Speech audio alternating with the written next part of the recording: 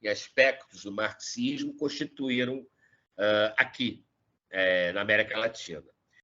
Mas o grande marco, certamente, está em 1949, quando acontece a primeira revolução, liderada por um partido comunista, num país semicolonial ou colonial, como foi a China. Daí a importância que vai ter um impacto dessa revolução liderada pelo PCC chinês, sobretudo na figura do Mao Tse-tung, ou Mao Zedong, como outros falam agora. Bom, o Mao, como sabemos, ele, assim como Mariátegui, ele pensava que o marxismo teria que ser olhado à luz das particularidades dos países que a gente vamos chamar aqui de terceiro mundo, mas ainda não havia esse termo, mas dos países coloniais ou semicoloniais. Características exatamente por ter uma grande massa camponesa e não uma massa operária urbana, muito diferente das formações sociais da Europa Ocidental, ou mesmo ainda, em alguns aspectos, da Europa Oriental, ou então dos países com uma formação econômica mais consistente, desenvolvida, a exemplo dos Estados Unidos da América. Então, há um turning point, vamos dizer, né? Um ponto de virada forte, começa com a Revolução Chinesa. A Revolução Chinesa, com uma grande, digamos, originalidade, a partir daquilo que a gente o Mao vai denominar da Guerra Popular Prolongada. Uma guerra calcada num exército popular, que vai se constituindo ao longo do tempo, não por um foco, mas sim por uma grande mobilidade e dirigida pelo Partido Comunista. Aquela máxima do Mao, né? A revolução começa pelo cano do fuzil. Aí ela segue a frase, né? Mais dirigida pelo Partido Comunista. Ou seja, não era espontaneísmo, não era o que vamos chamar depois de foquismo. O impacto da Revolução Chinesa vai se estender ao longo do continente do Extremo Oriente. Temos que lembrar, por exemplo, a guerra que vai ser travada na Coreia, inclusive que vai ser dividida a Coreia do Norte e a Coreia do Sul. Logo em seguida, nós vamos ter um impacto também na região da Indochina, controlado pelos franceses, particularmente no Vietnã, seguido no Camboja e o Laos, né? Com as suas particularidades, mas também temos revoluções que se auto-intitulavam de libertação nacional. Ou seja, a libertação nacional como um preâmbulo do caminho de uma revolução socialista. Não seria uma revolução socialista imediata. Inclusive, lembremos que o Mao Tse-tung, em 1940, ele já falava da nova. Essa nova democracia seria exatamente esse período de transição onde ele afirmava peremptoriamente que a China ela seria, ao mesmo tempo, uma revolução socialista, mas antifeudal, com uma forte marca também nessa fase da transição de uma inserção maior, uma expansão maior do capitalismo na China. Uma necessidade de alavancar as forças produtivas. Ainda que depois, na segunda metade da década de 50, ele vai enfatizar mais as relações sociais de produção. Mas o foco era esse, trazer uma modernização da China já com a Revolução Chinesa. Sem falar de outros impactos, né? Internos, inclusive culturais, como o fim, o cancelamento, né? Do encolhimento dos pés das mulheres. Isso era tido como uma coisa culturalmente normal, né? Na concepção da China pré-revolucionária. E isso é extinto pelo Partido Comunista e também com maior inserção de militantes mulheres, que, obviamente, foram crescendo ao longo daquelas décadas de luta armada contra a Kuomintang, inicialmente, e depois contra a invasão japonesa. Então, nesse contexto, né, também vai repercutir nos países africanos essa expectativa de uma revolução de caráter de libertação nacional.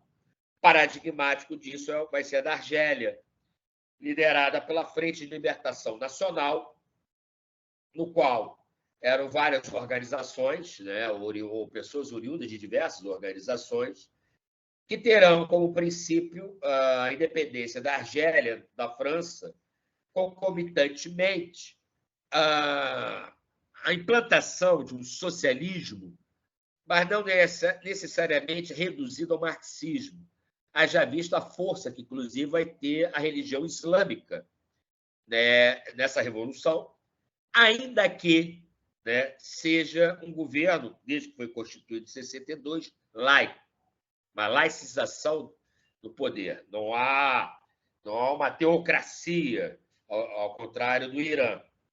Tá? Então, nesse contexto da década de 50, emerge o conceito de terceiro mundo. Não vai existir nenhuma organização do terceiro mundo, é uma organização dos países não alinhados, que vai ser constituída no final da década de 50. Mas o terceiro mundo surge também como um conceito não somente geográfico, mas, sobretudo, político-ideológico, porque marca exatamente essa questão da luta de libertação nacional anti-imperialista e anticolonialista. Daí o impacto que vai ter a obra de um conterrâneo nosso, porque ele é do continente da América, ele não é africano, ele não era. Ele nasceu na Martinica, que veio a ser o Frantz Fanon. Tá? A derradeira obra dele, Os Condenados da Terra, é escrita em 61. A aproximação dele com a Frente de Libertação Nacional está mais ou menos, acho que 55, 56. É mais ou menos esse contexto, quando ele vai residir na Argélia. Anos anteriores, o Fanon estava radicado na França. Inclusive, vai escrever aquela tese dele, que vai ser reprovada pela banca, mas vai ser publicada e vai ter grande impacto, que é Pele Negra e Máscaras Brancas. E uma aproximação com Sartre. Sartre, naquele contexto, né, ele não era um homem do Partido Comunista, embora teve um período no partido, mas ele nunca foi, digamos, identificado com a plataforma programática do PC francês, como eu disse, só um breve momento da vida dele, mas será a grande referência do marxismo no mundo ocidental, mas também ultrapassando as fronteiras do Ocidente e tendo uma grande penetração nos países coloniais ou semicoloniais. Os países que estavam, digamos, desencadeando uma luta de libertação nacional.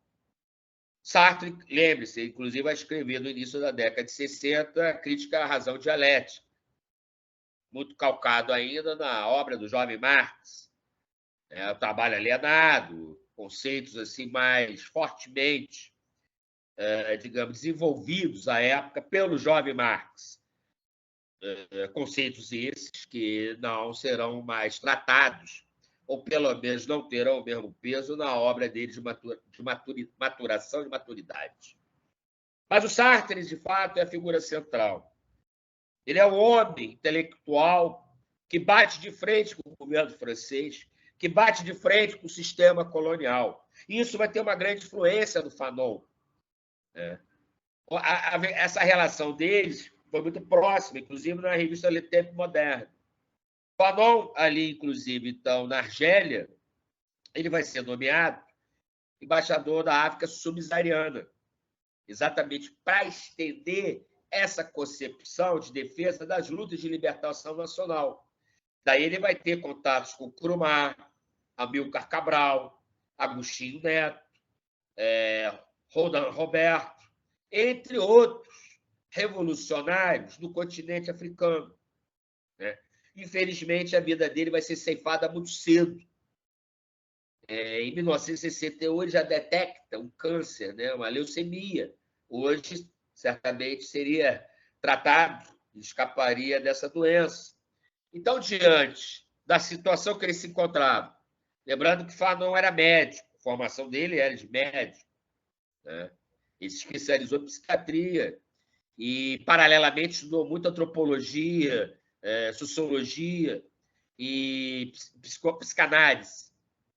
Então, diante do quadro do qual ele iria morrer, ele nos deu essa obra-prima que se chama Les Damnés de la Terre, que são, traduzindo, né, uma das traduções, Condenados da Terra, os Danados da Terra, onde ele sistematiza o conceito de terceiro mundo. Ele não criou o conceito de terceiro mundo. Alberto Savit já tinha falado disso, acho que em 53. Mas ele que vai sistematizar. E vai sistematizar, paralelamente ao processo anticolonial, a justificativa da violência política. Muito contrário do que a Hannah Arendt espalhou por aí no livro sobre a violência, da qual ela responsabiliza Fanon pela violência impetrada pelo movimento negro estadunidense, os Black Panthers, e em uma linha sequer ela trata da supremacia racista, dos supremacistas, da KKK naquele livro. O problema está em Fanon, o problema está nos Panteras Negras e o impacto que estava tendo na universidade estadunidense. Ora, como diz o Fanon, a violência do colonizado, daquele que está sob o jugo do imperialismo e da colonização, ela é reativa. Na verdade, ela é constituída sobre ele desde o seu nascedor, quando não lhe é permitido falar a própria língua e nem ter a mesma religião, rompendo seus laços de tradição. Sendo assim, e sem canais intermediários, como os argelinos tentaram, pós-45, por meios eleitorais, sem falar que De Gaulle, durante a resistência alemã no norte da África, onde havia um grande contingente de argelinos, martinicanos, etc., participando do exército francês, lhes foi prometida essa saída para uma independência de forma pacífica. Mas isso não aconteceu, não ocorreu. Então, a saída foi a luta armada. E Fanon justifica ela. Mas Fanon não defende a violência pela violência. Essa violência tem que ter um programa. Ela tem que ser constituída. Não é matar um branco europeu por ser um branco europeu. Você mata um colonizador, você mata um torturador, você mata um repressor. Mas não o sujeito que tem uma origem francesa, pura e simples. Lembrando que, inclusive, ele vai ter apoio dos franceses durante, quando eu falo ele, a Frente de Libertação Nacional, vai ter apoio de intelectuais franceses, marxistas, particularmente, para a sua luta contra o Estado francês. Lembrando que o Partido Comunista Francês não vai dar apoio, juntamente com o Partido Comunista Argelino. Então, nesse contexto, o terceiro mundo aparece, porque não é somente na Argélia, mas também no Vietnã, é também no Extremo Oriente, é também no Egito, no Gamal Abdel Nasser, quando houve a nacionalização do Canal de Suez. Vão estar presentes no início da década de 60 nas lutas da África do Sul. O Nelson Mandela, que era um dirigente comunista, as pessoas esquecem disso, e na África Portuguesa, entre outras formações sociais. Entretanto, em 59 tem um marco no nosso continente, que é a Revolução Cubana, que é uma reviravolta que acontece internamente no nosso continente. Uma revolução de caráter de libertação nacional, né? Mas que, logo depois, poucos anos depois, vai se assumir como uma revolução socialista. O impacto que vai ter Fidel Castro e Che Guevara, ainda mais a obra do Che, tanto nos aspectos da defesa do foco armado, foquismo, onde a partir de um foco vai se constituir um exército popular e depois um partido político. Isso deu certo em Cuba, mas não necessariamente em outras formações sociais. E mais essa articulação que a Revolução Cubana buscava trazer do marxismo com as tradições de resistência das lutas populares do continente americano. Ora, tudo isso, nesse contexto dos anos 50, vai ter impacto na intelectualidade latino-americana. E, como eu falei para vocês, começa lá em 49, com a Revolução Chinesa, e atravessa os anos 50, na África e no Extremo Oriente, e, finalmente, aqui na América Latina. Há um conjunto de intelectuais que eu vou citar aqui, embora seja muito maior, mas não dá para falar de tudo. Eu vou deter em 2 casos particulares. Um é nosso e outro mais próximo. De um lado, o impacto que vai ter de todas essas bandeiras anti-imperialistas e anticoloniais na Argentina, e particularmente no movimento peronista. O peronismo, como a gente sabe, é um vazio com vários significantes. Toda hora tem uma representação específica do peronismo. Mas vai ter uma grande adesão, sim, na virada dos anos 40 e 50, na Argentina, de intelectuais de origem, inclusive, marxista, como Rudolf Paul-Gross, Hernán Ezarregui e Jorge Abelardo Ramos, do peronismo, defendendo que o peronismo era um caminho de libertação nacional e também um caminho para o socialismo específico para a Argentina. Uma das figuras mais específicas de todo esse contingente de intelectuais é o John William Cook, que, a despeito do nome, de origem escocesa, ele era argentino. Tá? O Cook ele vai se aproximar do peronismo logo no Perón chegar ao poder, vai se tornar deputado. Era um keynesiano, um nacionalista, mas não necessariamente ainda um marxista. Desculpa, caiu o caderno aqui, tem que pegar. Não necessariamente ainda um marxista. O que vai acontecer na década de 50? Então, o impacto da derrocada do peronismo em 55, com o retorno, com a participação dos militares e dos liberais, e logo depois, em 59, a Revolução Cubana, isso vai impactar muito a obra do Cook. Tá? O Cook, eu sempre comparo ele, isso não é tão original, também já vi um artigo fazendo uma associação, eu escrevi depois um artigo sobre o John William Cook, exatamente sobre essa relação com o Fanon. Eu desconheço se ele leu Fanon. Possivelmente deve ter lido o prefácio do Sartre, na edição francesa, aliás, na edição não somente francesa, na primeira edição do livro Fanon, e ela permanece até hoje em todos os livros. Inclusive, até o Sartre radicaliza mais o aspecto da violência que está contido na obra do Fanon. Praticamente, ele justifica até o assassinato. Coisa que o Fanon, quando leu, pelo que se descreve seus biógrafos, ele não gostou muito. Ficou assim, vou responder quando der. Mas, infelizmente, ele não teve tempo para responder. Ele morreu. Exatamente, a gente percebe uma certa diferença do tom do Sartre e do tom do Fanon na obra. O John William Cook, ele vai morar em Cuba e ele vai tentar fazer a aproximação do peronismo e da figura do Perón com Fidel Castro. Perón manda saudações, saludes, tem admiração pela Revolução Cubana, mas preferiu ficar mesmo foi na Espanha, no Franco. Né? Essas ambiguidades que existem dentro do peronismo. De qualquer maneira, em torno do Cook vai se formar toda uma gama, né, de resistência e de formação de um peronismo que eu diria terceiro-mundista, calcado no nacionalismo popular revolucionário e de bases também cristãs, sobretudo quando a teologia da libertação, ou clérigo do terceiro mundo, emergir no início dos anos 60 na América Latina. Sobre isso a gente volta a falar um pouco mais adiante da teologia da libertação, mais adiante.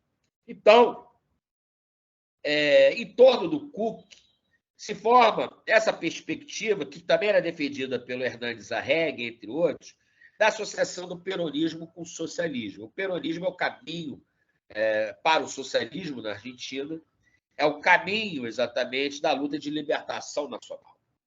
Sendo assim, vai ter uma luta interna dentro do peronismo, o chamado peronismo ortodoxo, pragmático, liderado pelos sindicalistas.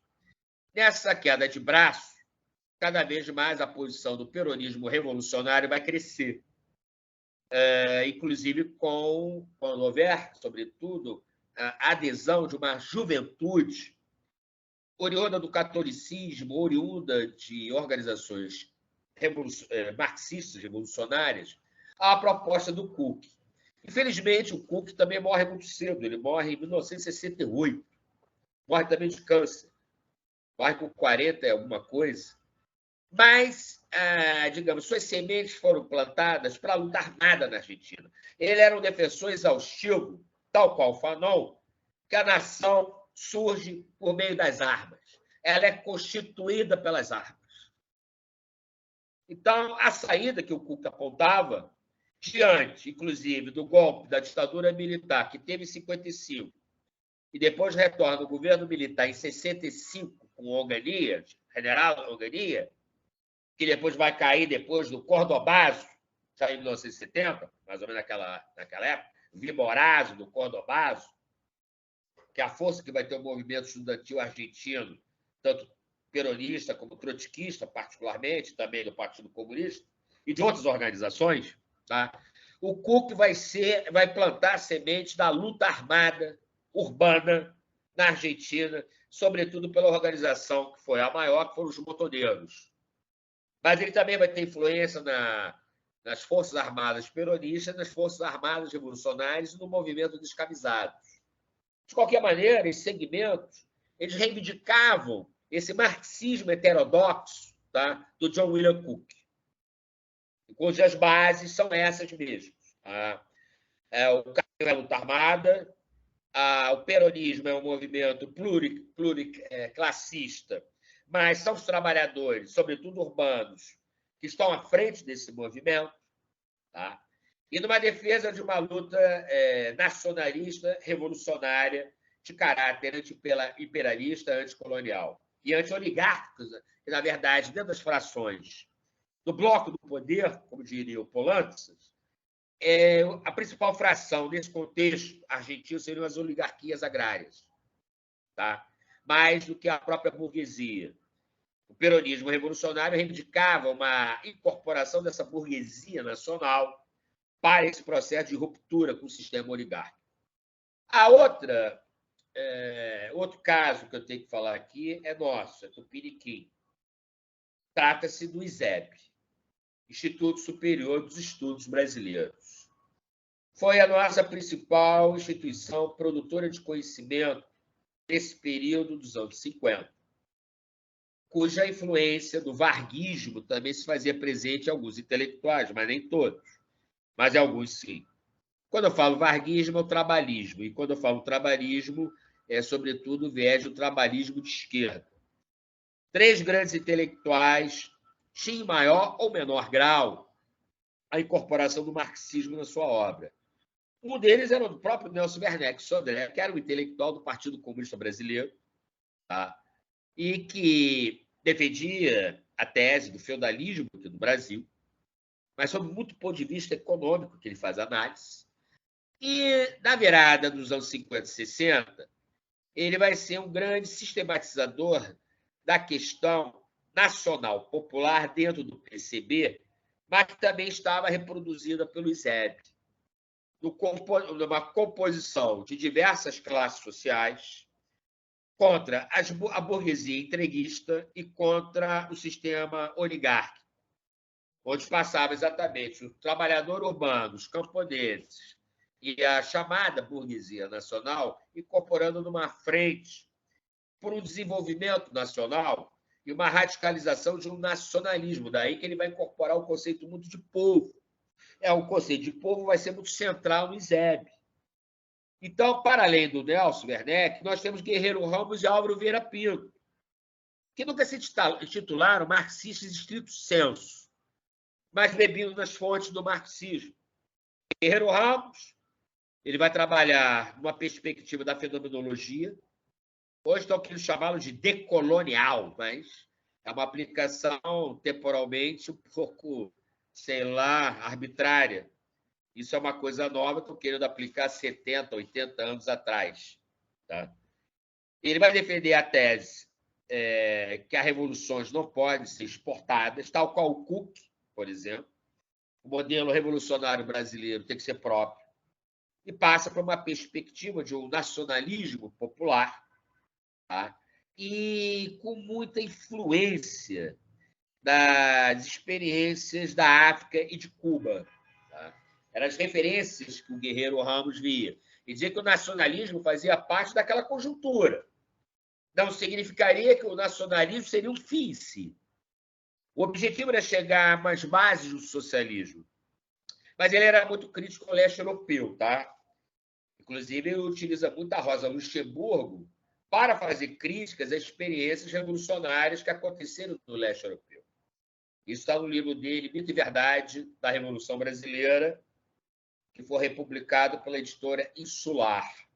Ali tem todo um capítulo dele se armando com a Rosa Luxemburgo e com o Kautsky também, né, para criticar o leninismo. Ele não critica o Lenin do ponto de vista da leitura desse imperialismo, mas ele criticava o Lenin na forma de estilo de organização política.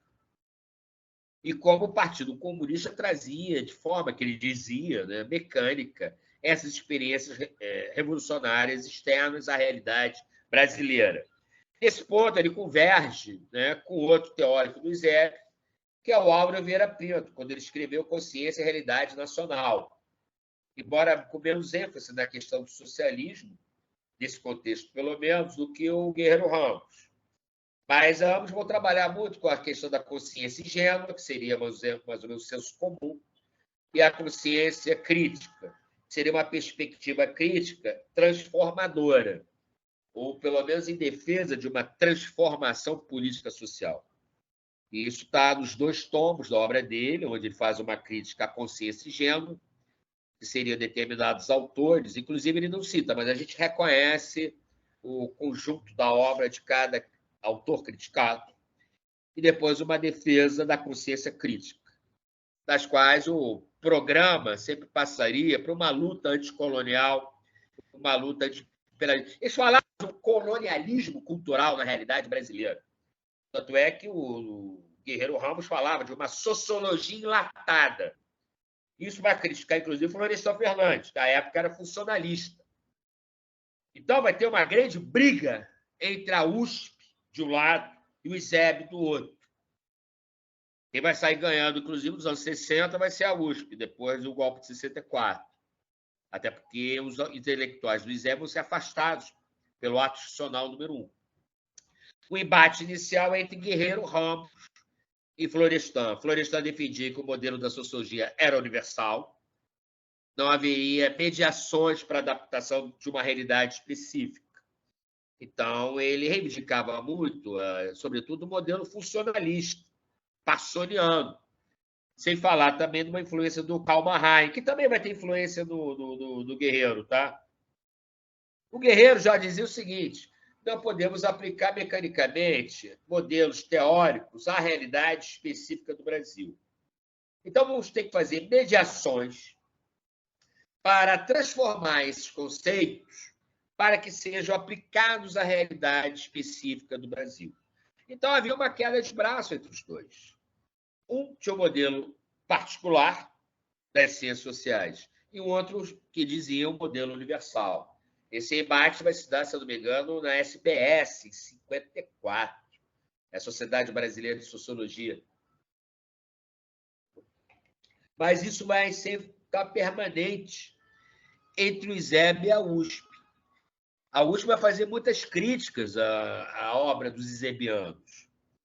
É só lembrar que vamos atravessar a década de 60, 70 com muitas críticas. Tá?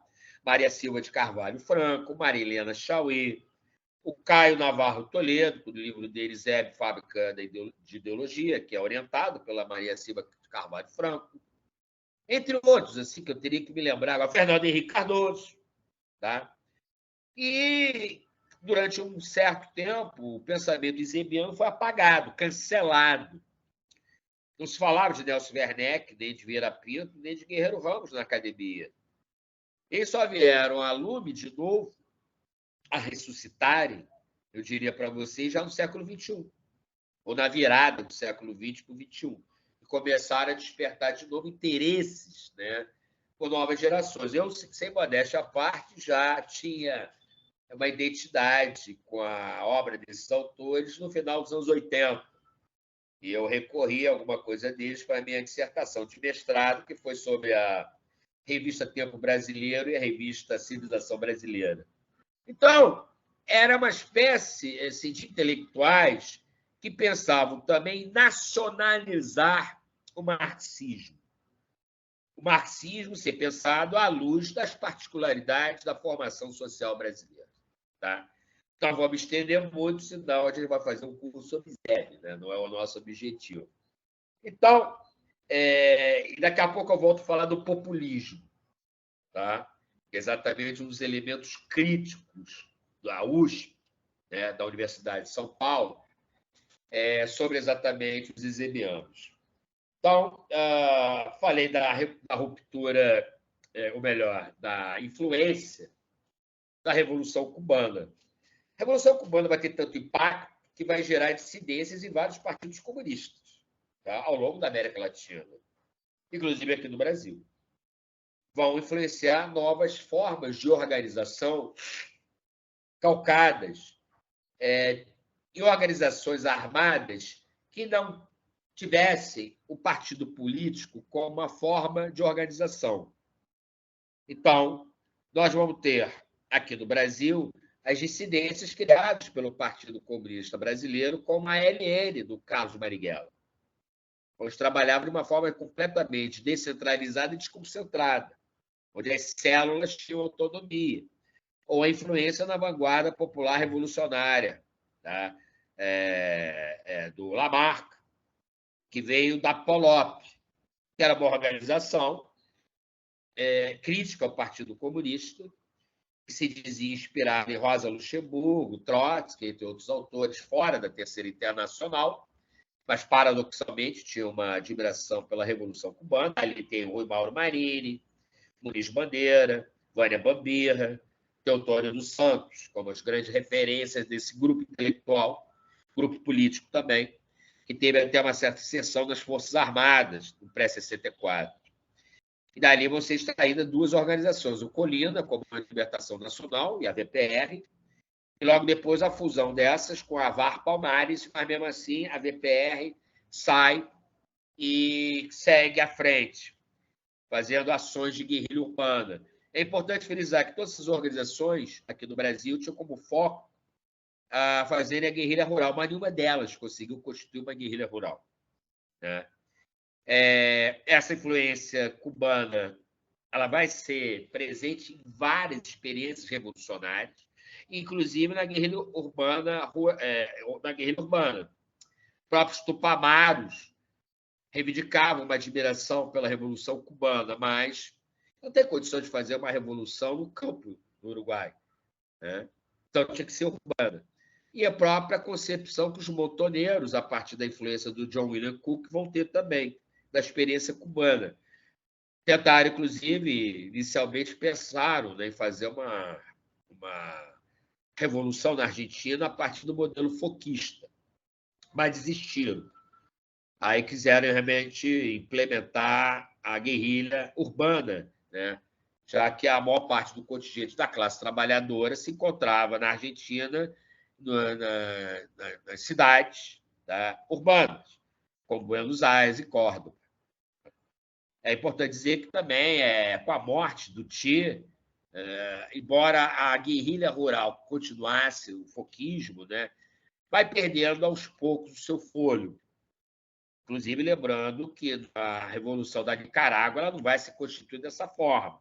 É luta armada, mas a partir de uma frente de organizações e, de certo modo, articulando luta urbana com a luta rural. Tá? Também uma espécie de guerra popular prolongada, mas também de forma característica diferente da China. Tá? Então, é o impacto que vai ter Cuba. Tá? A Revolução Cubana, inclusive, vai influenciar também, empolgar, pelo menos, a esquerda trabalhista aqui no Brasil. Lembremos da figura do Leonel de Moura Brizola, que nunca se titulou um socialista, mas sim um nacionalista revolucionário. Ou também das ligas camponesas, do Francisco Julião, que vai tentar, inclusive, se aproximar do governo cubano. Mas não vai ser a única influência Cuba no continente, no nosso continente. externamente, a China. A cisão China-União Soviética vai levar exatamente também rachas dentro dos partidos comunistas. Na Argentina vai se formar o Partido Comunista Revolucionário, extraído do Partido Comunista Argentino. No Peru, o Bandeira Vermelha, que depois vai se originar dentro do Bandeira Vermelha o Sendero Luminoso. Então, vários partidos ao longo da América Latina vão se constituir tendo como inspiração a Revolução Chinesa. Sem falar, inclusive, a Revolução Cultural também vai, digamos, dar grande impacto na América Latina, particularmente aqui no Brasil, a Ação Popular, grupo de origem católica, progressista. Zé Serra, inclusive, participava, Betinho, Haroldo Lima, Aldo Arantes, entre outros, que aos poucos vão sair do catolicismo e vão cada vez mais se inspirar no modelo da Revolução Chinesa, tá? Do maoísmo, particularmente. Vamos falar, então, um pouco do PCdoB. O PCdoB é um pouco diferente. O PCdoB nunca reivindicou para si ser um novo partido. As organizações maoístas na América Latina se intitulavam as novas organizações, uma ruptura com o passado. O PCdoB não. Ele sempre focava em dizer que a sua influência se dava em 22. Quem abandonou o programa e mudou o nome foi o grupo do Prestes. Então, aquele grupo de 100 dissidentes, aos poucos foi crescendo depois de 64. Inclusive, vai culminar com uma aliança, desculpa, não uma aliança. A aliança teve, mas depois uma incorporação da AP. Dentro do PCdoB, que inclusive a AP, à época, era maior que o PCdoB. O PCdoB teve um sucesso, sim, foi a única organização revolucionária que teve o sucesso, mesmo que relativo, obviamente, de implementar uma guerrilha rural. Embora sou muito crítico àqueles que dizem que era uma guerrilha foquista. O foco surge sem contato com a população. É um pouco calcado num certo espontaneísmo, que a partir das suas ações, as massas camponeas vão se identificar com essas bandeiras e vão aderir. No caso do PCdoB, não. Nem se intitulavam membros de uma organização revolucionária. Faziam isso paralelamente a uma relação de uma construção de uma sociabilidade intensa com os moradores locais, que acabaram se tornando simpatizantes dos guerrilheiros. A guerrilha é descoberta. Ela não lançou o ataque. Na verdade, ela foi reativa. Teve 2 campanhas que não foram bem-sucedidas do Exército, mas a terceira foi bem-sucedida, o que levou ao extermínio desses guerrilheiros ou guerrilheiras. Também tinha muita mulher participando dessa ação armada. Tá? Mas o PCdoB também não reivindicava ser um partido, como era costume, partido marxista-leninista, pensamento Mao Tse-tung. Mas não dá para negar também, como durante um tempo o PCdoB fez, nos anos 80, negar que nunca tinha influência do maoísmo. No máximo, alguma influência na guerrilha, da guerra popular prolongada. Não. Nós vamos encontrar aquelas influências, as múltiplas contradições, tá? Que o Mao Tse-tung analisa muito bem, estabelece muito bem no texto dele de 37, primado, né, do elemento da contradição sobre o elemento secundário. Então, toda a verborragia que a gente encontrava no Partido Comunista Chinês via Mao Tse-tung vai estar presente também no PCdoB. Fiz um levantamento de vários documentos e não dá para negar.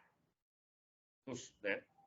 Então, sendo assim, embora era um partido que se configurou de forma diferente daqueles partidos que se aproximaram da China, já que reivindicava o seu legado, o seu passado, era um partido de veteranos políticos, não dá para negar a forte influência que a China exerceu no partido nos anos de 65 a meados dos anos 70. Ele não nasce como um partido pró-China, ao contrário de algumas interpretações que falam isso. Durante o tempo, tentou se aproximar de Cuba. Cuba ainda conversou um pouco, mas depois se afasta. E a União Soviética não deu nem bola, nem deu bola. Não respondia aos apelos do PCdoB. Mas a China deu uma luz. E, ao mesmo tempo, deu uma grande vitalidade nesse partido, sobretudo no pós-64.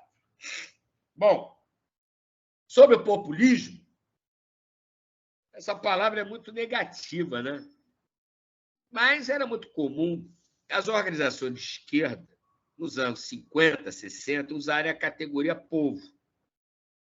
Povo, para a USP, ela diluía as contradições de classe. Seria necessária uma análise classista e depois também institucionalista, que a USP defendia. Então, o conceito de povo criaria, obliteraria uma consciência revolucionária. Ora, é interessante porque talvez o período mais acentuado de crescimento da esquerda brasileira que tivemos foi nos anos 60, na primeira metade, ou na virada dos anos 50 e 60, onde a categoria povo era muito presente. Como também era presente na Argentina, tá?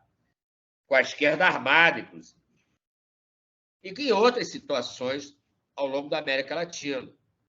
Inclusive governos progressistas como Velasco Alvarado, lá no Peru. Mas a USP, dentro assim, de uma perspectiva de uma sociologia marxista, ela vai fazer muitas críticas. O Ernesto Laclau, que era um grande pensador, foi um grande pensador latino-americano, e na sua primeira fase, muito influenciado pelo marxismo de Althusser, deu uma grande contribuição para pensar o conceito de populismo numa chave positiva.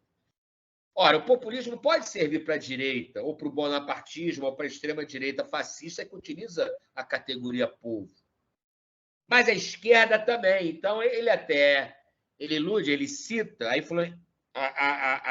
como exemplo, a Revolução Chinesa, onde o Partido Comunista não tinha um discurso meramente classista, tinha um discurso nacional popular para abarcar as diferentes classes sociais para a Revolução Chinesa. Então, para o Laclau, o conceito, a superestrutura, dentro do ponto de vista marxista, ela não pode ser reduzida à contradição burguesia versus proletariado. Ela tem que ter uma amplitude múltipla de classes sociais. E que, a despeito das suas diferenças, o elemento articulatório delas se torna a categoria povo, em oposição ao bloco do poder. Ele pega aí uma categoria do Polantzas. Então, essa contradição que haveria entre povo versus bloco do poder, ela pode radicalizar e acentuar um processo de ruptura para a direção do socialismo. Obviamente, vão dizer, mas os fascistas também usam, sim. Mas eles neutralizam os antagonismos. Pensando no caso particularmente da Alemanha, deslocou a questão das classes para a questão de raças, o que não tem nada a ver com o marxismo. Mas organizações de esquerda baseadas no marxismo, inspiradas no marxismo, mas que trouxeram para si a questão nacional popular, muitas vezes foram bem-sucedidas. Inclusive os países africanos, no caso particularmente, dirigido por organizações revolucionárias marxistas, como em Angola, Moçambique e Guiné-Bissau, e Cabo Verde. Então, é só lembrarmos da Frelimo e do BPLA, enquanto organizações. Então, a questão povo, o conceito de povo, ele pode aglutinar diversos segmentos sociais ou de grupos sociais para a unificação de uma bandeira comum. Tá? Então, ao contrário da leitura da USP, cuja crítica dizia que isso não acentuava uma perspectiva revolucionária, ao contrário, para Laclau, sim, ela faz parte dentro de uma estratégia onde esse princípio articulatório, o povo, pega esses diversos elementos diferenciados e os unifica, os condensa dentro dessa categoria povo. Tá? É só lembrar, inclusive, o impacto que teve o brizolismo aqui no Rio de Janeiro. Era muito forte. E você tinha uma mobilização de camadas populares da Zona Oeste, das favelas e da Baixada Fluminense. E com o ocaso do brizolismo aqui no Rio, os grupos de classe, organizações que reivindicavam o classismo, que era o PT no início dos anos 80, ou pelo menos ao longo dos anos 80, nunca conseguiram ocupar esse espaço. O PSOL, até, eu acho que, dependendo do grupo, ele pode trabalhar com classe social, mas a maioria está pescando muita questão de identidade, o que às vezes não soma muito. Somam-se quando se unem para um programa comum e um conceito que consiga unificar como povo. Mas quando cada um fala de si, fica complicado. E se opondo ao outro. Né? Não é à toa que esse espaço popular da classe trabalhadora aqui do Rio de Janeiro foi ocupado ao longo do tempo pelo quê? Pelos neopentecostais. E, por outro lado, pelo narcotráfico, pelas milícias. Então, o discurso classista, e hoje, o discurso de identidade, pura e simples, eu não vejo com muita simpatia como forma interpelatória na construção de sujeitos ativos para o processo de transformação. Tá? E a direita consegue unificar. Ela consegue pegar uma diversidade e busca discursos unificadores. Tá? Isso tem sido um sucesso, mesmo com a derrota eleitoral dela. Mas a extrema-direita está muito ativa aí. Né? Não podemos simplesmente fechar os olhos a partir da vitória eleitoral do Lula. Né? Já vimos o 8 de janeiro, aí em Brasília, e como e ontem mesmo o assassinato de um irmão da deputada Samia, que a gente não sabe até agora qual foi a motivação, se foi um engano ou foi encomendado. Né? Bom, em paralelo, lembremos, a força também que teve com essa perspectiva nacional popular, e na Argentina casou muito bem, a teologia da libertação, quando ela surge na década de 60, e que vai ser aqui no Brasil muito, muito forte na influência da formação do PT. Na Argentina, a teologia da libertação ela casou bem com o nacional popular do peronismo de esquerda. O padre Mujica, não com J, mas com G, vai ser um dos principais elementos da formação de uma nova geração crítica revolucionária da militância de esquerda da Argentina. Não é à toa que ele vai ser assassinado em 74 pela extrema-direita peronista, a AAA, Aliança Anticomunista Argentina. Mas o legado dele, Cristianismo e Peronismo, inclusive é o livro dele, é uma indicação nisso. Ele era chamado, lá na Argentina chamava clérigo curas, né, do terceiro mundo. Aqui veio a teologia da libertação, que tem um papel importante, Dom Helder Câmara, seguido depois por Leonardo Boff, entre outros aqui, que eu teria que me lembrar, Dom Pedro Casaldáliga, Dom Mauro Morelli, entre outros aqui. Foram vários. E também foi um elemento de conscientização forte para novas gerações da militância de esquerda, onde o marxismo não era denegado.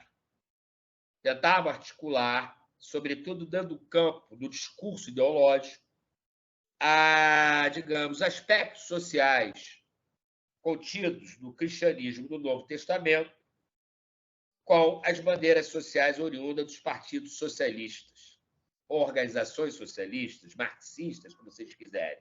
Tá? E tudo isso foi por água abaixo a partir da intervenção do Ratzinger, que vocês devem se lembrar muito dele, né? Como Bento XVI, o nosso penúltimo Papa, que fez um debate acalorado com o Boff. Não dá para negar a qualidade intelectual dele, ele era um cara de direita, mas muito bem preparado, tentando mostrar as contradições da conciliação do cristianismo com o marxismo. Ele ia diretamente nas obras de Marx. Tá? Podemos não gostar dele, mas ele tem que reconhecer que ele era muito inteligente. Ele implodiu a teologia da libertação aqui. Explodiu. E agora? Só que esse vácuo não foi ocupado, pelo catolicismo, mas sim pelo neopentecostalismo. Foi outra, digamos, um outro elemento que a gente tem que ser pensado para o crescimento das igrejas neopentecostais no Brasil, particularmente no Rio de Janeiro, que foi muito forte. Né? Então, é só lembrar também que o Ratzinger entrou em pau, debate, antes de ser Papa, com Habermas. Porra, a gente não pode concordar com Habermas, ele é um erudito, é o principal filósofo alemão. Os dois tiveram debate na mídia. Né? Não é todo padre que tem sustentação teórica para enfrentar um cara como Habermas. Né? Então, continuando, temos que falar de dois impactos para fechar aqui, do marxismo aqui na América Latina. Um deles foi a escola autosseriana na década de 60, que por alguns viés, inclusive, veio por intermédio das organizações maoístas. No caso da Argentina, pelo PCR, que vai fazer depois a Frente Armada de Libertação, eu acho que era esse nome, FAL, uma coisa assim. E esses integrantes estudaram com a Althusser e trouxeram toda aquela leitura da Althusser aqui no Brasil, na Argentina. E aqui no Brasil, pelo pessoal da AP, da Ação Popular, que estava residindo na França, e se encontraram com outros latino-americanos lá. Tá? Temos que destacar essa influência da obra da Althusser em Martha Honecker. Tá? Então, vai ter uma forte influência do Althusser aqui na América Latina. Martha Honecker, Emílio Diepo, Agustín Cuevas, intelectuais de grande peso. Aqui no Brasil vai entrar pela Ação Popular. Duarte Pereira, inclusive, vai ser o primeiro tradutor do Althusser. E o impacto, ao mesmo tempo, que vai ter aqui no Rio de Janeiro, particularmente, do que se chama convencionalmente de Grupo da Tempo Brasileiro, que era a revista Tempo Brasileiro, do Eduardo Portela, com personagens como Carlos Henrique Escobar, falecido recentemente, e o Reginaldo Pires, que vai ter um belo debate crítico ao Fernando Henrique Cardoso. Por quê? A USP não somente detestava o Eusébio, como também não vai gostar da teoria da dependência do Marini, do Teotônio e da Vânia, mas também não muito satisfeita. Fez um dique de contenção da entrada da obra da Althusser aqui no Brasil, na academia. Fernando Henrique Cardoso, Zé Arthur Gianotti, entre outros. Tá? Vão se opor, Caio Prado Júnior, entre outros, vão se opor à entrada da obra da Althusser, juntamente com intelectuais do Partido Comunista Brasileiro, como Carlos Nelson Coutinho e Leandro Conde. O Althusser, o eco que ele vai ter vai ser muito forte na esquerda revolucionária. E para as contribuições que ele vai trazer, dos seus conceitos, como pensar a questão da pluralidade de modos de produção de uma formação social específica, modo de produção capitalista, da sua relação, por exemplo, com os modos de produção pré-capitalistas. Isso até vai influenciar a obra de Jacob Gorender, no livro dele Escravismo Colonial. Embora ele parecesse um crítico ao Althusser, ele reproduz em larga escala muitas observações do Althusser na obra dele. E em São Paulo, Luiz Pereira, que vai ser marginalizado pela sociologia paulista. Ele vai assumir a cátedra do Florestan e vai ser maltratado quando ele adere às teses do Althusser e do Polanski. Se torna uma pessoa não grata, um sujeito estigmatizado. Mas ele vai dar, pelo menos vai influenciar o Décio Sais. E o Décio Sais vai constituir em torno dele alguns alunos importantes em São Paulo, que é o Armando Boito Júnior, Luiz Flávio de Almeida, Márcio Bilarinho Naves. E, paralelamente a isso, o João Quartim de Moraes, que era jovem no final dos anos 60, mas também tem esse impacto com a obra do Althusser, que trabalha muito mais com Marx, pós-45, enfatiza a questão da luta de classes em vez da alienação e do homem, conceito central de homem, mas sim luta de classes, pluralidade contraditória, sem necessariamente serem derivadas da contradição, forças produtivas e relações de produção. Aí é uma inspiração do maoísmo na obra do Althusser. Defesas do conceito de ditadura do proletariado, quando vai ser questionado na década de 70, e a posição do Althusser e do Balibar, entre outros, vai ser da defesa da permanência desse conceito. O entendimento do Estado com autonomia relativa das classes sociais. Isso também vai ter impacto na obra do Polanski, o conceito de bloco do poder do Polanski, ou seja, um conjunto de conceitos que vão ter muito impacto na formação das formações sociais latino-americanas. Brasil, Chile, México, Argentina, particularmente, tá? Vão receber bem, em grosso modo, teses, ainda que haja oposição, e particularmente aqui no Brasil, de um lado a USP e de outro toda aquela corrente do PCB que tinha influência mais no marxismo de corte idealista, né, do Lukács, né? Então, e sobretudo os reguelos marxistas. Não que o Althusser negasse a importância que teve Hegel na obra de Marx, mas Marx é criativo, ele não é um mero hegeliano que virado de cabeça para cima, né? Na verdade, ele tem uma contribuição particular própria e, obviamente, ele parte do pressuposto conceitual de outros autores. Mas não é somente Hegel, Spinoza vai estar presente na obra do Marx, como Rousseau. Mas vamos ficar por aí, senão a gente vai ultrapassar o tempo. E a outra é o impacto que vai ter o Antônio Gramsci na América Latina. O Gramsci chega na Argentina muito cedo, inclusive vai ser elemento de debate lá na virada dos anos 50 e 60. No Brasil vai chegar aqui na segunda metade da década de 60 pelo grande saudoso Enio Silveira, editor, proprietário da editora Civilização Brasileira. Só que essa primeira edição do Gramsci, o Enio me deu uma entrevista sobre isso, tive o prazer de conhecê-lo, né? Ele e Moacir Félix, durante a minha pesquisa para o mestrado. Foram para a banca de saldo. Ninguém entendia o Gramsci. Aqui no Brasil, as pessoas queriam ler Che Guevara, Mao, Régis Debray, Revolução na Revolução, o livro dele, e intelectuais como Althusser ou Sartre, que estavam mais engajados politicamente naquele contexto. Lembremos que o Althusser vai ter muito impacto nesses países do terceiro mundo, né? É um dos poucos autores que vai ser traduzido para a China, embora foi traduzido mais recentemente, mas era conhecido, né? Gramsci ainda não tinha tido aquela explosão que começa a ter ali na França, Itália, nos anos 60, mas vai ter muito mais força nos anos 70. E aqui no Brasil, o Gramsci chega muito bem quando se constituem os movimentos sociais, na segunda metade da década de 70. Movimento contra a carestia, movimento feminista, movimento negro unificado, movimento em defesa dos índios, movimento pela anistia, vários movimentos de moradores de bairro, moradores de favela. Isso vai criar, digamos, um cenário, e dentro de uma certa leitura do Gramsci, na ênfase da sociedade civil, na construção de uma hegemonia, ele vai ser bem recebido já nesse período. Daí, vejam bem, o Gramsci é um autor fragmentado, então ele serve para muitas leituras. Temos leituras mais amenas e leituras mais radicais. Temos até uma leitura do Oliveiros S. Ferreira, que foi editor-chefe do Estadão de São Paulo, professor da USP, conservador, de origem trotskista, vai defender o golpe de 64.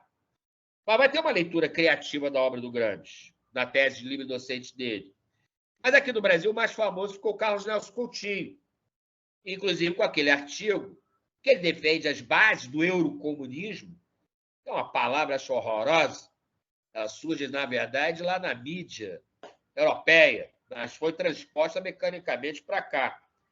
Exatamente a leitura eurocomunista do Gramsci, que era uma leitura mais branda da obra do Gramsci. Mas é um autor muito complexo. Tanto é que você vai ter leitura da Maria Antonieta Macchiocchi, bem radical, a partir do Mao Tse-tung e lendo Gramsci. Você tem o grupo da Rossana Rossanda, que era a extrema-esquerda italiana, reivindicando Gramsci, e assim por diante. Então, é um autor que suscitou enormes debates aí.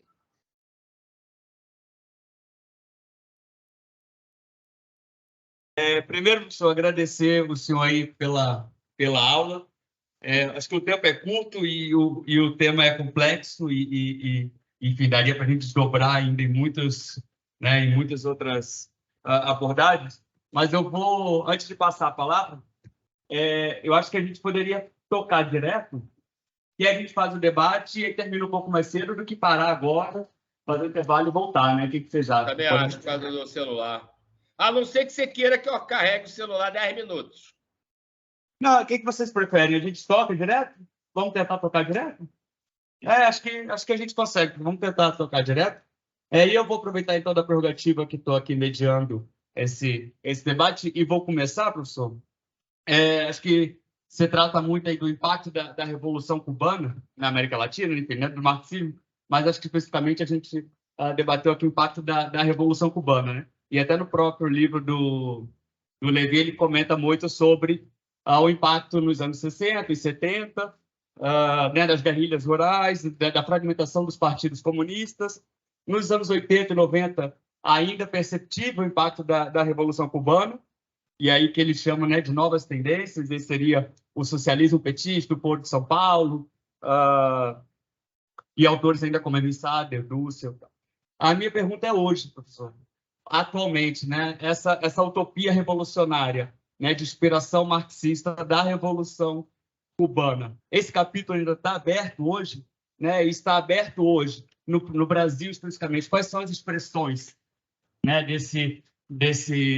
enfim, da Revolução Cubana hoje e quais são as expressões, né? Cadê o impacto na realidade brasileira hoje? Se essa utopia ainda se faz presente nos dias de hoje. Acho que o senhor comentou, pelo menos deu algumas pistas, mas se o senhor puder, enfim, aprofundar um pouquinho mais nesse tema. E aí eu abro para ver se alguém quer também fazer algum comentário, alguma pergunta. Temos um aqui. Só um minutinho. Vira a câmera. Boa tarde, professor. É bom a gente ter um interlocutor.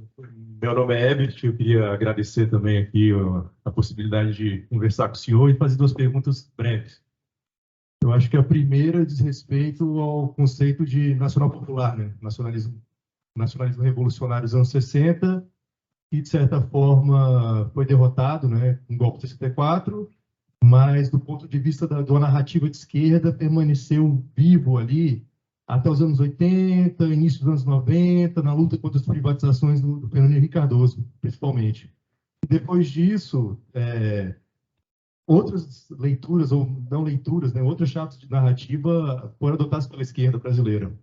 E acaba que a questão do nacionalismo, né, esse corte popular, essa chave interpretativa popular do nacionalismo, praticamente assim, se tornou algo secundário em alguns movimentos, se tornou algo residual.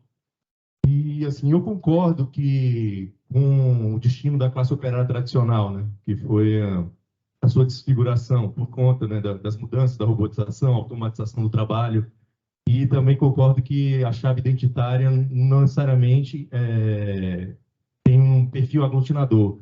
Mas como é que uma perspectiva de nacionalismo popular poderia voltar hoje, poderia ser reatualizada para a nossa conjuntura, tendo em vista que a gente tem uma característica muito importante que surgiu com o bolsonarismo, que foi uma extrema-direita que capturou o símbolo, o conceito de nação, capturou os símbolos nacionais para si. Então, como ressurgir, né? Como faria para...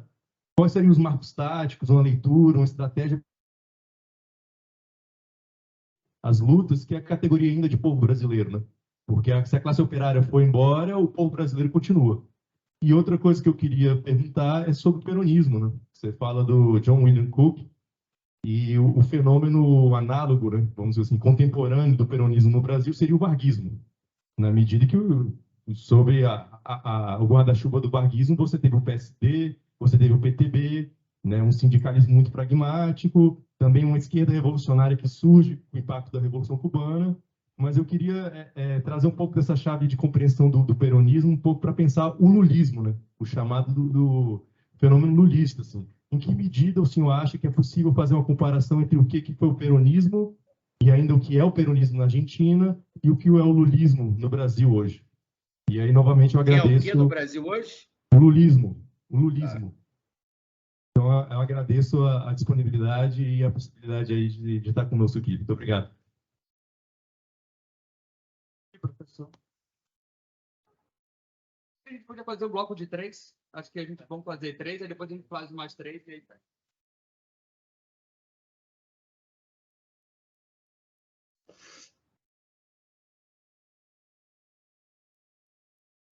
Já tem uma pergunta? Mais? Boa tarde. Vai ter que falar alto, que eu não estou ouvindo. Boa tarde, professor Luiz Mota. Obrigado. Eu queria fazer apenas uma referência, levando em conta aquele painel inicial que o professor traçou naquele período pós-guerra, pós-Segunda Grande Guerra. O senhor destacou como primeira revolução daquela fase, a Revolução Chinesa de 1949. Aí eu considero que tem uma figura a ser considerada nesse processo, que é o Ho Chi Minh. Porque o Ho Chi Minh, ele liderou com o Partido Comunista e o movimento Viet Minh a libertação da parte norte do Vietnã em 1945. 1945 foi proclamada a República Democrática do Vietnã. E isso criou a base material que propiciou, em 1954, a Batalha de Dien Bien Phu, que liquidou o principal exército colonial do planeta, que era o exército francês. 1954. E depois, com a mesma orientação nacional, popular e socialista, o Vietnã derrotou a maior potência militar do mundo, que foi o Exército dos Estados Unidos da América, em 1975, unificando o país. Então, é uma figura importante. Para mim, foi muito importante, pessoalmente, porque foi através da luta pela paz e contra a guerra, em 1968, na USP, que eu me engajei no movimento político. Então, eu queria saber se a gente pode considerar o que foi construído no Vietnã, daquela época até hoje, como uma referência importante para a luta de libertação na América Latina e no mundo. Professor, a gente passa para o senhor agora e depois a gente vê se abre mais um bloco de mais 3. Olha, o Vietnã, de fato, é a partir de 45, mas a sua primeira forte, eu diria, autonomia está em 50. Na verdade, o Vietnã não consegue realmente ir do norte, em 54, 55, quando está o Von Giap, ali à frente das Forças Armadas de Libertação contra os franceses. Ou seja, era peronomútil autônomo. O que você tem na China já é um governo comunista completamente rompido e dependente do Kuomintang, porque a guerra civil vai seguir logo depois de 45, quando expulsa os japoneses. Tem que falar também que a China teve sob a égide britânica antes, um tempo, e durante um bom período também de idas e vindas dos japoneses. E você tem um Estado-nação continental, né? O Vietnã, ele vai ter, digamos, esses problemas até finalmente acabar, expulsar os norte-americanos em 76. Eu acho que foi um processo, um parto mais longo, embora, obviamente, a guerra da China ela começa, pelo menos com o Partido Comunista tendo peso, é nos anos 20. Mas Sun Yat-sen já tinha antes, que é na segunda década do século passado. Eu não estou sabendo o número da data agora. Então, é um marco, porque a revolução referência para o terceiro mundo vai ser, em primeiro lugar, a China. Inclusive, Mao Tse-tung era mais conhecido que Ho Chi Minh, continentalmente falando, para os continentes, era mais conhecido. A obra dele já começa a ter divulgação na década de 50. Vai ter influência, inclusive, no PCB, quando o PCB pensa em fazer luta armada no segundo governo Vargas, ali na região, acho que do Maranhão, Ceará, por ali. Já inspirados exatamente no cerco, né, da cidade pelo campo. Então, ainda que haja importância, nesse contexto que você falou de 45 a 50, ali do Vietnã do Norte, vai ser um processo que eu diria ainda mais moroso, se comparado, talvez, é meio difícil comparar isso, ao próprio chinês. E o Mao vai ter um grande impacto intelectual. A obra dele vai ter um impacto maior que o Ho Chi Minh. Eu tenho comprado, aí os textos do Ho Chi Minh estão saindo em português, né? Mas eu diria que o Mao teve um impacto maior na própria Europa, por exemplo. Na França, particularmente, mais de 68. Então, é por aí que eu estou querendo dizer, né? O marco que vai ser a Revolução Chinesa. Embora, você se lembra que eu citei eu citei o Vietnã, mas ao longo dos anos 50, sobretudo, que aí você tem a derrota dos franceses e depois daquela juventude do Kennedy, quando o Kennedy convoca aquela juventude que era fanática por ele a lutar no Vietnã. Inclusive, indico um documentário maravilhoso que teve na Netflix, não está mais disponível, que é a Guerra do Vietnã. São umas 20 horas de documentário, são 10 capítulos, mais ou menos 2 horas cada um, onde tem um ponto de vista do pessoal que lutou no Vietnã do Norte, do Vietnã do Sul, e dos soldados. É interessante que você vê a influência que eles tiveram do Kennedy para ir à guerra e a decepção que eles tiveram, que era uma realidade que nada condizia com aquilo que era informado a eles. Não sei se você chegou a ver esse documentário. Você chegou a ver? Cheguei. Bom, acho que eu te respondi. Não sei se eu não concordei contigo, mas respeito. Mas eu diria que o impacto, que a Revolução Chinesa, naquele contexto de 49, final dos anos 40, foi maior do que estava rolando ali no Vietnã. Mas até mesmo por causa das dimensões e o papel que o Partido Comunista estava tendo naquele contexto ainda revolucionário. Com relação ao título, né, a utopia cubana, eu não gosto desse termo utopia, né, porque utopia é idealismo. Mas você tinha uma inspiração na Revolução Cubana. Mas a inspiração da Revolução Cubana, se ela não serve hoje como modelo prático revolucionário da luta da guerra de guerrilhas, ainda nos inspira em alguns aspectos mais práticos, né? Como a sua saúde pública, por exemplo. Tá? Alguns aspectos das políticas sociais que Cuba se encontra. Eu tive lá em 2014 em Cuba. Tem gente que não gosta do governo, mas pelo que eu senti, a maioria gosta. Até porque eles conhecem seus vizinhos. Eles conhecem o que é São Domingos, o que é Barbados, São Tomé, Haiti. Eles sabem que Cuba está muito melhor do que a realidade dos seus vizinhos, incluindo até os países da América Central. Então, eles têm... E os que não gostavam, eu me lembro que eu cheguei a fazer a mesma pergunta. Você já pagou alguma vez plano de saúde e aluguel de casa? Para eles, sinceramente, era uma pergunta completamente alienígena da vida deles. Eles não entendiam o que era isso. Eles acham que é muito fácil.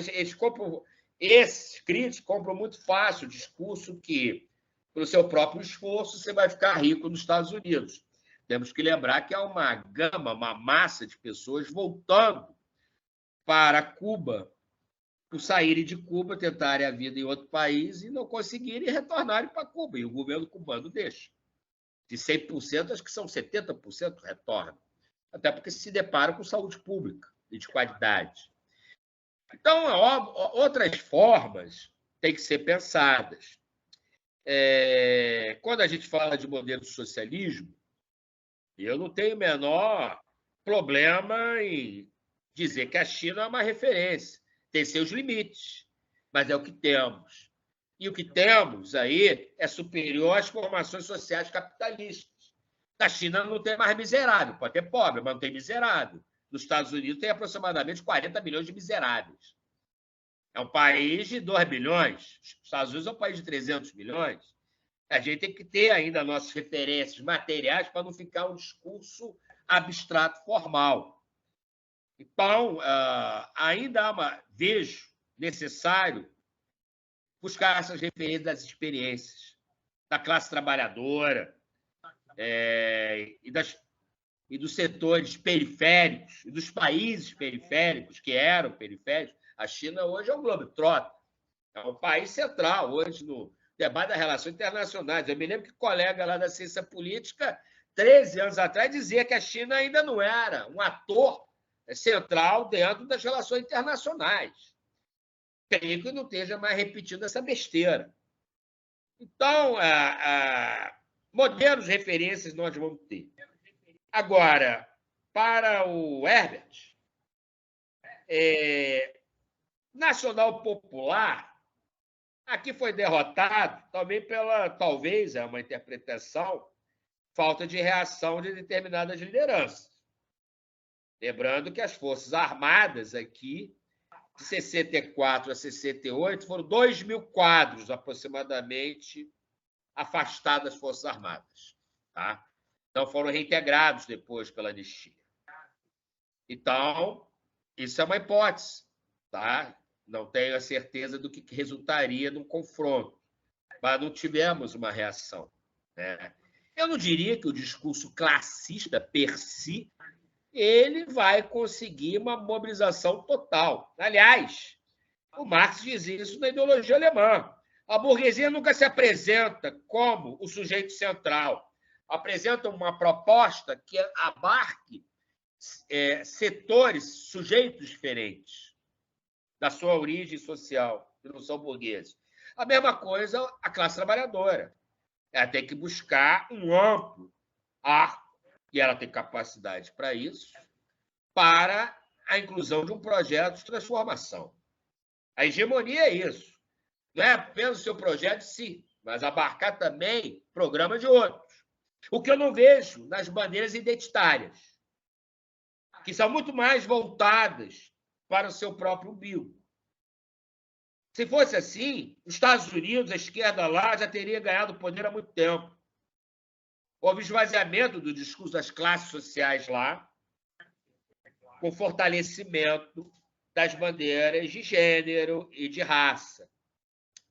É interessante que o Malcolm X, no seu último ano de vida, ele já não concordava com o Black Muslim.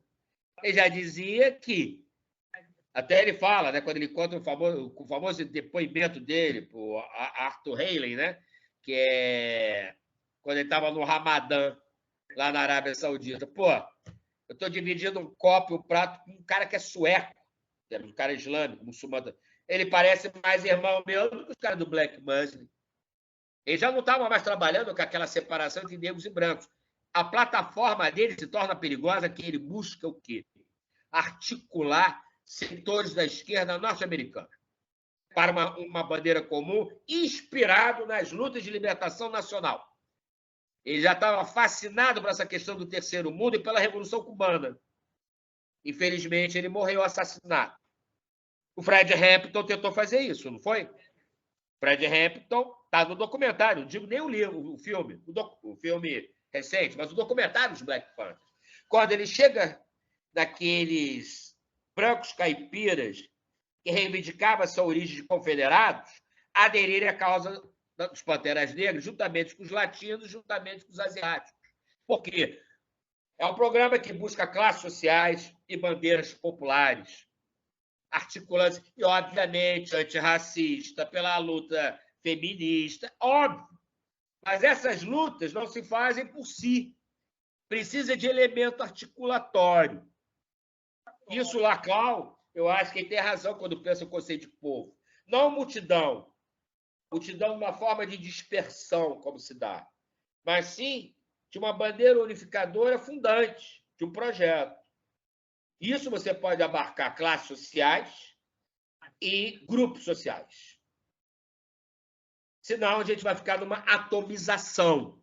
Esse é o grande perigo. A direita soube aproveitar elementos nacionalistas, símbolos nacionalistas, embora deturpados. A camisa da CBF, por exemplo, uma entidade altamente questionada. O hino nacional. Mas o hino da independência, o Brizola sabia usá-la muito bem. Ou ficar a pátria livre ou morrer pelo Brasil. Então, é buscar elementos que consigam convergir os diferentes. Aliás, até o velho Escobar falava, o comunismo é a igualdade dos diferentes. Do livro dele, Marx Trágico. Então, temos que repensar, porque essas bandeiras não estão dando certo. Inclusive, o pior, temos um processo de reprodução no legislativo que amplia cada vez mais a extrema-direita. Pela máquina que eles operam. Eles têm dinheiro, eles têm capital, nós não temos. Então, é uma desvantagem. E operaram com símbolos nacionais. Olha, a Cuba nunca negou seus símbolos nacionais, nem a China. Aliás, é o que diz o Laclau, quando pensava também no peronismo revolucionário. É abarcar a tradição de lutas nacionais, que nós temos várias aqui na nossa realidade. Palmares, cabanagem, tenentismo, várias lutas. E que a nova esquerda não denega, ou pelo menos denega parte disso. Não busca essas raízes. E o peronismo, como você perguntou, ele se adapta. O peronismo tem uma flexibilização com bandeiras. Hoje, a bandeira dos LGBTQI+, e feminismo estão inseridas dentro do peronismo, muito forte. Inclusive, o peronismo tem uma figura feminina que é central na Argentina, que é a Eva Perón. Não dá para pensar o peronismo sem a Eva, da origem social dela, como ela incomodava as mulheres da burguesia argentina, tá? E tinha um discurso mais radical que o Perón, o próprio Juan Domingos Perón. Não confundo a Evita com a Isabelita, são duas pessoas bem diferentes aí, tá? Mas o peronismo, exatamente por ser um vazio, um significante vazio, que é preenchido por novas bandeiras, ele sempre está ressurgindo. O varguismo não teve a mesma sorte no Brasil. Se a gente perguntar para as novas gerações, nem sabe direito quem foi Getúlio Vargas. O garoto na Argentina sabe quem foi o Perón. Pode não conhecer muito, mas ele tem a referência. Aqui não. No máximo, pode saber aqui no Rio de Janeiro, achar que é uma rua, nome de rua, Avenida Presidente Vargas. Acho que em São Paulo não tem nem o nome do Vargas lá em nenhum lugar. Algeriza o varguismo, o trabalhismo é muito grande em São Paulo. Não é à toa que dentro do campo da esquerda lá também, pela USP, que algeriza essas bandeiras, coisa que o Izeb incorporou aqui. Guerreiro Ramos dedica o livro dele, Mito e Verdade, da Revolução Brasileira, a Getúlio Vargas, que tinha morrido poucos anos antes. O lulismo se apresenta talvez... O lulismo é maior que o PT, isso é fato. Mas ainda não acho muito claro o que vem a ser ainda o lulismo. Tudo em torno da figura dele, do carisma dele. Mas não apresenta ainda um programa. Tá? Ainda muito claro. O que eu vejo mais, talvez, hoje no lulismo é resistência ao fascismo. Se apresenta como uma expressão de resistência ao crescimento da extrema-direita, que, habilmente, soube utilizar símbolos nacionais e utilizar muito bem as redes sociais. E, mais uma vez, eles têm uma enxurrada de dinheiro que os apoia. E a gente vê negros, mulheres, LGBTQI+, se identificando com a extrema-direita. Qual é o curto-circuito do nosso discurso, então, com esses segmentos? Há um problema que a gente vai ter que resolver a médio prazo, médio a longo prazo. Não me pergunte qual, porque eu não sou dirigente político para resolver isso. Beleza, Mas professor. vocês querem saber? A gente vai passar Não, a gente vai passar para uma última rodada, professor, para mais 3 perguntas. Mas só sobre o lulismo, enfim, né, me ocorreu agora, né, como referência de resistência ao fascismo, mas é curioso como essa resistência ao fascismo ela se dá hoje na defesa de uma democracia liberal. Né? Hoje parece que a esquerda brasileira está no campo que defende o status quo e a democracia liberal, e, enfim, e STF é o nosso maior aliado, né? Não sei, parece que a gente está caindo no campo assim. Tito, Oi. Só para fazer um parênteses que você falou, até esqueci de dar a minha exposição. A bandeira da esquerda no final dos anos 70 e dos anos 80 é a democracia contra a ditadura militar. Não é mais a questão do povo e nacionalismo. A questão das classes sociais, embora elas cresceram naquele período também, mas elas não foram o centro. O centro foi realmente o debate democrático, que é o Carlos Nelson Coutinho inicia, entra Marilena Chauí, Werneck Viana, Décio Sais, Vanderlei Guilherme dos Santos, vários intelectuais, Teotônio dos Santos. Então, você tem razão. Hoje, nós avançamos. Nós estamos retrocedendo de novo aquela conjuntura. Agora, tem tido efeitos, né? Positivo, pelo menos, né? Acaba criando uma sensibilidade contra o autoritarismo. Mas, desculpa te interromper aí, mas tive que complementar meu raciocínio anterior. Não, ótimo, obrigado, professor. Eu passo aí alguém mais. Vamos abrir mais um último bloco, 2, 3 perguntas. Se não, a gente encerra e... temos uma aqui, professor. Se não é agora que o senhor vai descansar a sua garganta. Eu estou procurando a caneta aqui que eu não estou achando. Para anotar. Obrigado. Boa tarde, professor. Acho que não? Liga, se está ligado. Oi. Boa tarde, professor. Boa tarde. Eu queria fazer uma pergunta, mas uma pergunta e um comentário. Um comentário é que eu achei muito interessante, né? A volta das esquerdas depois da Segunda Guerra Mundial, no caso do Peru, Mariátegui voltou, né? Mariátegui voltou a partir dos anos 50, né? No debate político entre os grupos, entre as forças políticas lá, né? Porque passou um longo tempo assim esquecido da história, né? Mas aconteceu nessa data, né? E a pergunta que eu tinha era mais ligada aos processos atuais, né? Acho que já falou um pouco, né? Mas só para recalcar isso aí, por todo caso.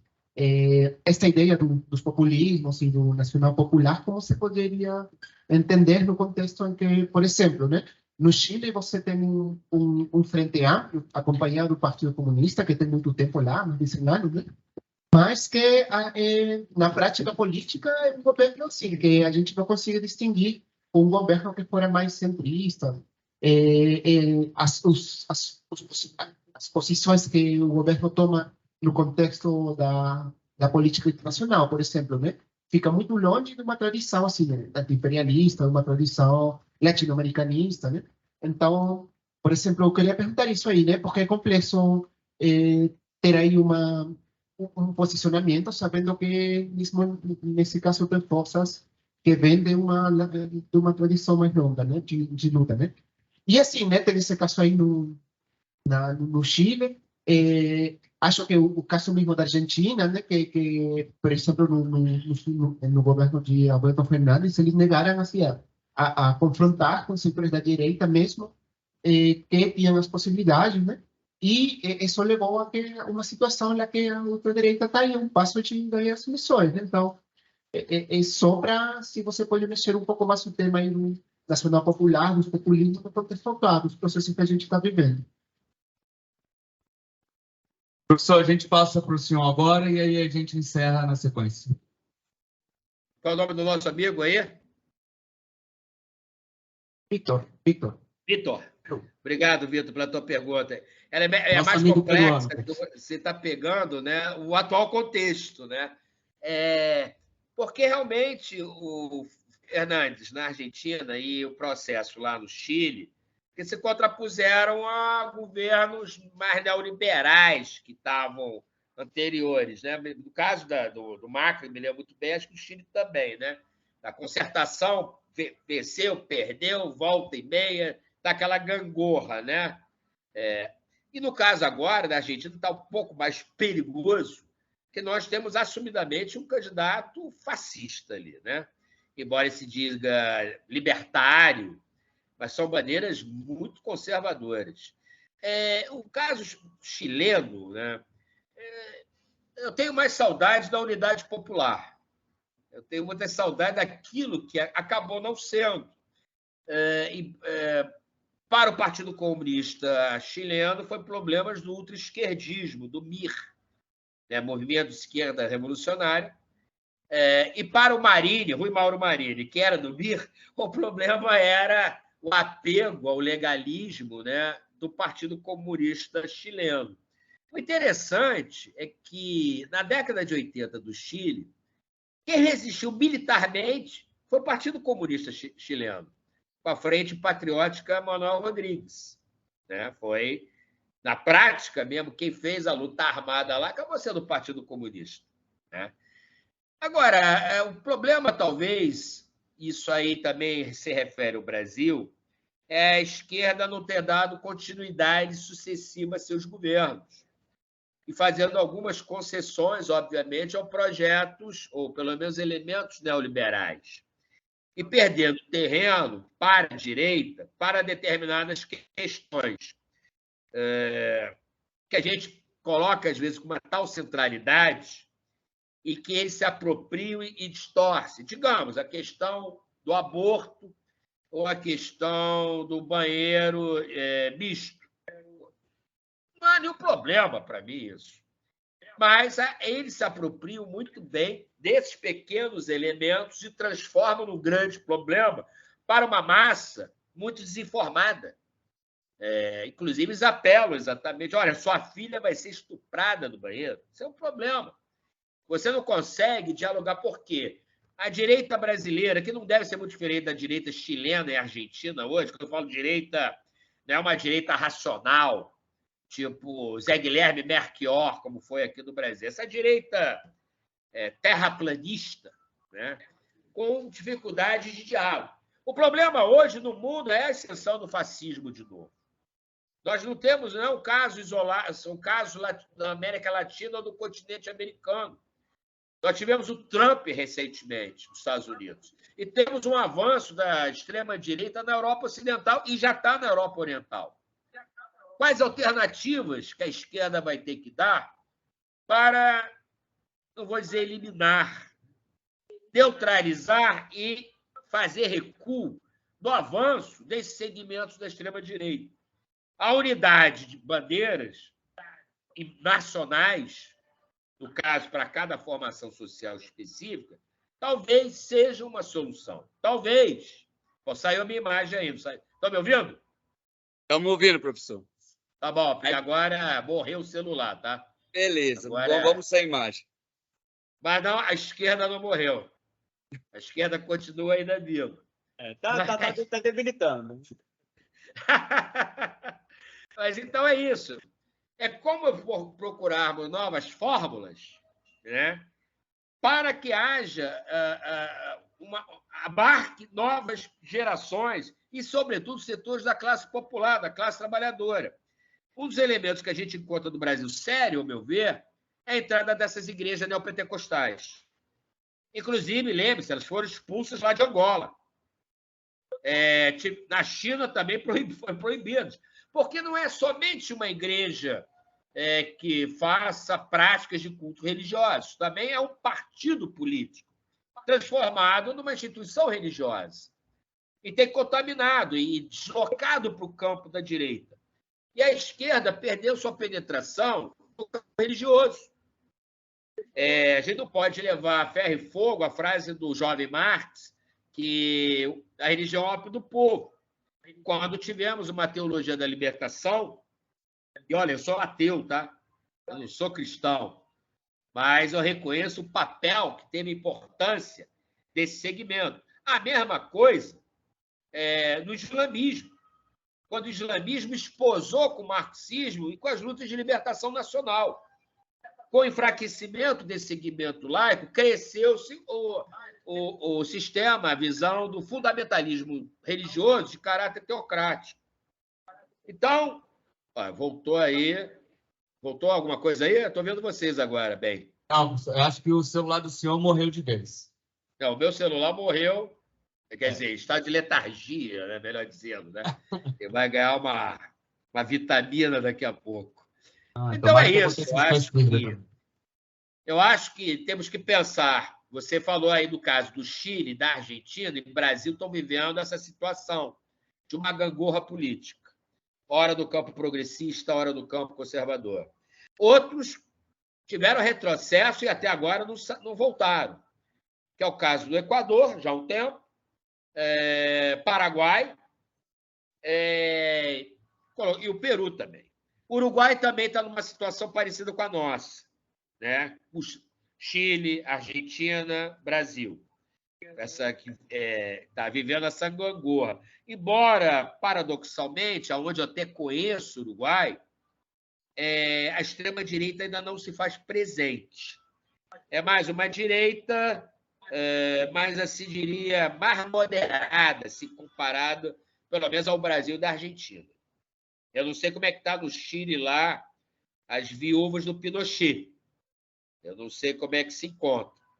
Tá?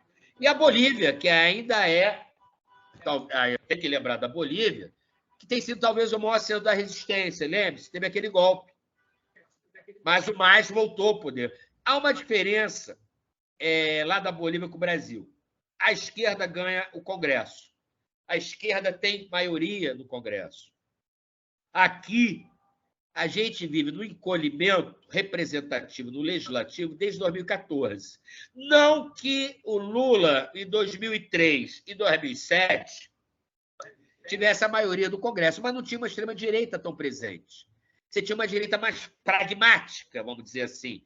Aquela que temos até aquela frase, né? Ai, governo, sou a favor. Né? Então, tendo um governo, eles negociavam. Agora não, nós temos uma extrema-direita muito barulhenta.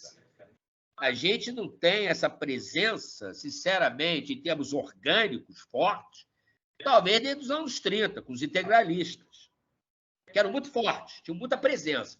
E detalhe, os integralistas, parte dos integralistas, depois, quando foram amadurecendo, foram para o campo da esquerda, porque era uma direita também mais intelectualizada, ao contrário dessa extrema-direita, que acredita que a Terra é plana. Então, a Bolívia, embora está uma ruptura lá do Evo Morales com o Garcia Linera, é uma coisa que aconteceu mais recentemente, nos últimos meses, né? Se afastaram. Embora acho que não estão rompidos totalmente, mas já não estão tão próximos. Ainda tem sido talvez a nossa principal referência dentro aqui da América do Sul. Tá? E vamos esperar o que vai acontecer no futuro, agora, das eleições da Argentina. Eu assisti o debate, inclusive. O sujeito é bizarro, ele é bizarro, mas a bizarrice tem dado voto desse tipo de maluco. Né? E vamos ver como vai se estender para as Antilhas, América Central e América do Norte. Vamos ver. Se eu fosse cristão, estava rezando. Valeu, professor. Então, obrigado pela aula. Eu acho que obrigado ao convite. Nada, professor. Foi um prazer recebê-lo aqui hoje. Agradeço demais. Acho que em nome de todos aqui fazem parte do projeto. E aí a gente volta daqui a 2 semanas, na próxima feriado. Tá bom? Muito obrigado, professor Luiz. Agradeço. Um abraço. Até uma próxima. Contem comigo. Abraço grande.